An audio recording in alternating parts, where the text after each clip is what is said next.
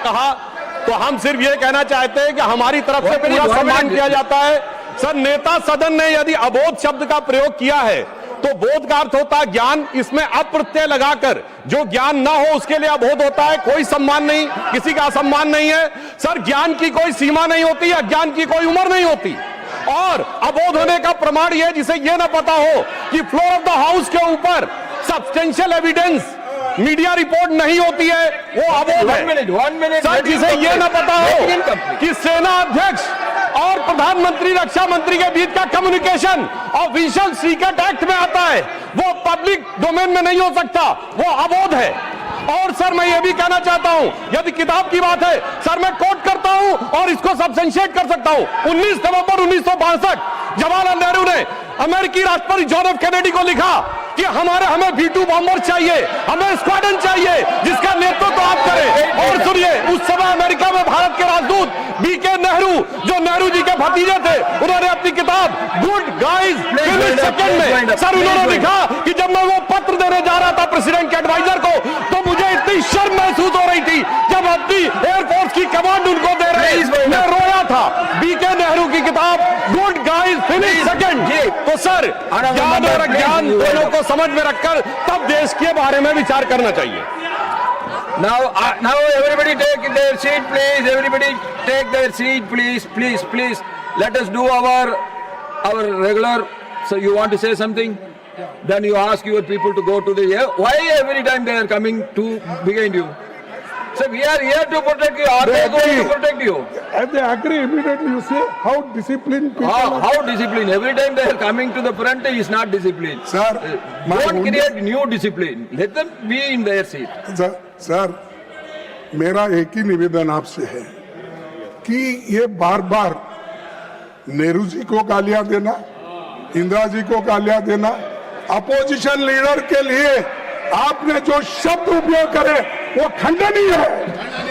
और वो ये चाहते हैं कि भाई ये नरवणे की किताब है, इसमें क्या है मुझे मालूम नहीं, मैं पढ़ के बताता हूँ। Don't take this again. No. I'm not going to allow. This is not authenticated. This is not authenticated. This is not approved by the Defense Ministry. America को बेचने वाले, देश को दिल्ली रखने वाले प्रोटेस्ट करते हैं। Now, mic should be given to the honorable leader of the House.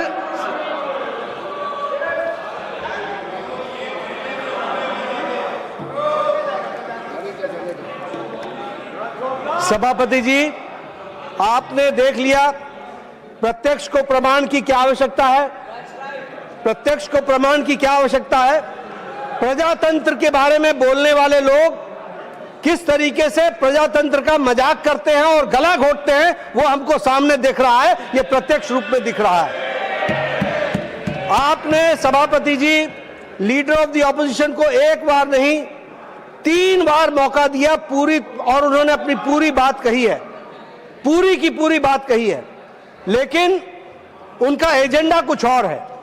और उनका एजेंडा यह है कि जो प्रधानमंत्री मोदी जी के नेतृत्व में देश तीव्र गति से आगे बढ़ रहा है, उसमें कैसे विघ्न डाला जाए, कैसे बाधा डाली जाए, यह कांग्रेस पार्टी का एजेंडा हो गया है। और उनको जिस तरीके से भारत की जनता का आशीर्वाद प्रधानमंत्री मोदी जी को बारंबार मिल रहा है, वह इनसे सहा नहीं जा रहा है। ये बौखलाहट में आ गए हैं। They have become desperate and they have got nothing to do with the development of the country.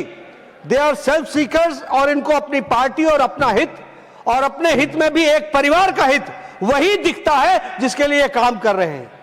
Lok Sabha में क्या लोकसभा के स्पीकर को वहां की रूलिंग देने का पूरा अधिकार नहीं है?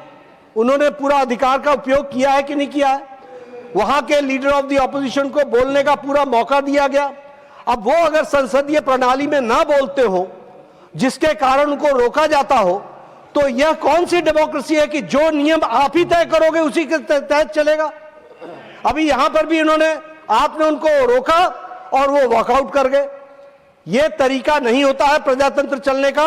और आपके माध्यम से मैं देश को फिर से यह बताना चाहता हूं कि मोदी जी के नेतृत्व में चलने वाली सरकार हर विषय पर चर्चा करने के लिए तैयार है और हर तरीके से चर्चा करने के लिए तैयार है। जिन जिन विषयों को ऑपोजिशन लेकर के आई है उसका दोनों सदनों में चर्चा हुई है और यही स्पिरिट के साथ मोदी जी के नेतृत्व में यह सरकार आगे चलेगी।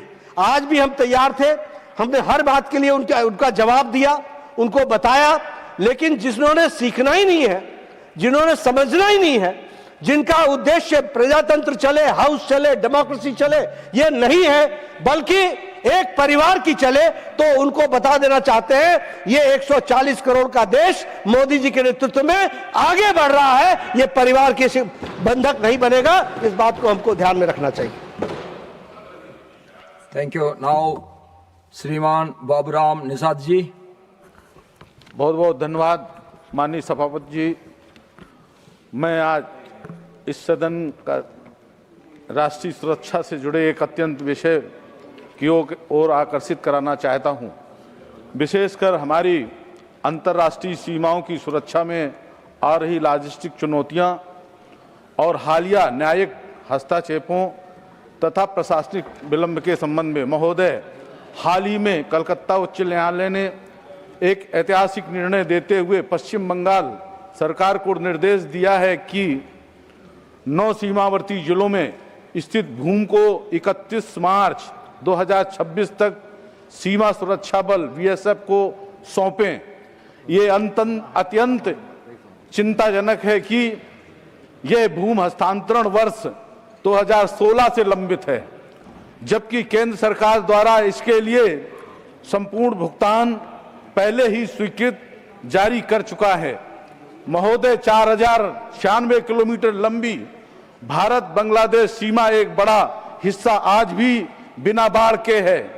ये खुले हिस्से लंबे समय से राष्ट्र विरोधी गतिविधियों के लिए मार्ग बने हुए हैं, जैसे अवैध घुसपैठ, मवेशी तस्करी, मादक पदार्थों की तस्करी तथा जाली मुद्रा नोटों का प्रसार। अप्रैल 2025 में दक्षिण बंगाल फ्रंटियर में बीएसएफ कर्मियों ने मालदा के पास खुले सीमा क्षेत्र का लाभ उठाने वाले तस्करों से एक ही रात में 19 से अधिक मवेशियों को छुड़ाया। विडंबना है यह महोदय की राष्ट्र की सीमाओं की सुरक्षा जैसा संप्रभु दायित्व आज राज्य स्तर पर प्रशासनिक इच्छा शक्ति के अभाव के कारण बाधित हो रहा है। पश्चिम बंगाल सरकार उस पर निर्णय नहीं ले पाई है, जिससे लंबे कानूनी संघर्षों पर निर्भरता बढ़ी है। वर्तमान व्यवस्था जिसमें सीमा अवसंरचना के लिए राज्य सरकारों से अनापत्ति प्रमाण पत्र एनओसी और जटिल भूमि हस्तांतरण प्रक्रियाएं आवश्यक हैं, एक गंभीर रणनीतिक कमजोरी उत्पन्न कर रही है। राष्ट्रीय सुरक्षा को ना तो नौकरशाही जटिलताओं का बंधक बनाया जा सकता है, ना ही राजनीतिक उदासीनता का। अतः महोदय जी, मैं सरकार से निम्नलिखित उपायों पर विचार करने का आग्रह करता हूं। केंद्रीय सीमा कॉरिडोर की स्थापना, एक ऐसा कानूनी ढांचा बनाया जाए जिसके अंतर्गत अंतर्राष्ट्रीय सीमाओं से सटे 1-2 किलोमीटर चौड़े क्षेत्र को गृह मंत्रालय के प्रत्यक्ष प्रशासनिक एवं कानूनी नियंत्रण में लाया जा सके। दूसरा, विधायी विचार, सरकार को सीमा संबंधी कार्यों को शीघ्रता से पूरा करने हेतु एक व्यापक कानून लाना चाहिए, ताकि बाढ़बंदी रणनीति। श्रीमान गिरिराजन जी। श्रीमती माया नरोलिया जी। धन्यवाद माननीय सभापति महोदय जी। मैं इस सदन के माध्यम से माननीय सड़क परिवहन एवं राजमार्ग मंत्रालय का ध्यान मध्य प्रदेश में आवारा पशुओं के कारण बढ़ती सड़क दुर्घटनाओं की एक अत्यंत गंभीर एवं चिंताजनक समस्या की ओर आकृष्ट करना चाहती हूं। महोदय जी, पिछले 2 वर्षों अर्थात 2024-25 तक राज्य में आवारा पशुओं से संबंधित 237 सड़क दुर्घटनाएं पुलिस अभिलेखों में दर्ज की गई हैं। जिनमें 94 निर्दोष नागरिकों की मृत्यु हुई है तथा 133 लोग गंभीर रूप से घायल हुए हैं। ये दुर्घटनाएं राष्ट्रीय राजमार्गों, राज्य मार्गों तथा ग्रामीण सड़कों सभी श्रेणियों की सड़कों पर हुई हैं, जो इस समस्या की गंभीरता को दर्शाती है। यह समस्या विशेष रूप से भोपाल, ग्वालियर, चंबल अंचल, श्योपुर तथा इंदौर भोपाल